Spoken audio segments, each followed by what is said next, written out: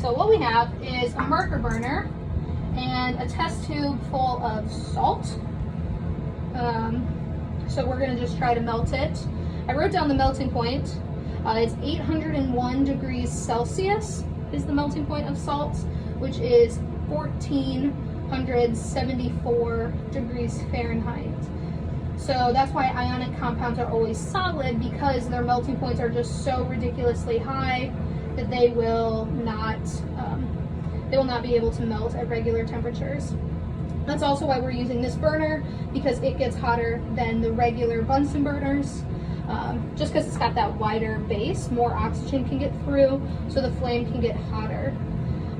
Which you can actually start to see the salt is starting to stick to the edges of the test tube, which is a good indication that at least some of the bonds are starting to get a little bit broken down.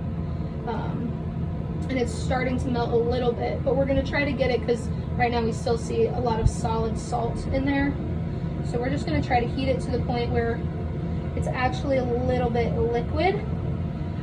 And it's a fine line, because you actually have to worry about melting the glass as well, because sometimes the glass gets so hot that the glass will melt and take all of the energy away from the salt. So this is kind of like a hit or miss. Sometimes it works, sometimes it doesn't, although I think we're getting somewhere. I'm not sure how close you can get, but the edges of the salt are starting to turn like kind of a darker gray, which is indicating that they're starting to become a little bit liquidy. And the salt is definitely stuck together now. It's not sloshing around the way that it was before.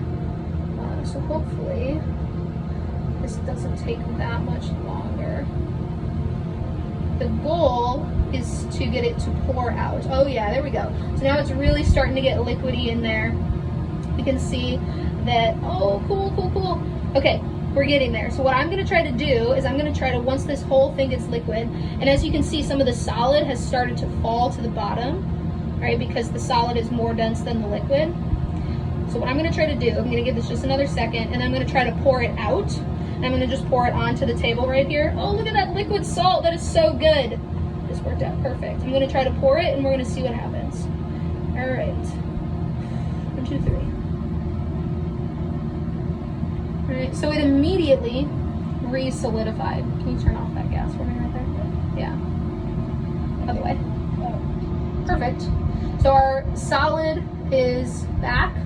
Right, we know we have no more liquid salt, and even when we poured it onto the table here, it turned into these like balls of salt, immediately re-solidified. And if those cool enough for us to pick them up, what we'll see is that they still have salt crystals in them, so we haven't even really made like a nice clear liquid. We've just made some little salt pieces, and it'll be really brittle, so I'm not gonna pick it up with my fingers yet, but you can break it really easily. Yeah, that's not going to work unless I am actually using my fingers. So once it's cool, I'll be able to pick that up and it'll just snap right in half because of how brittle the salt is.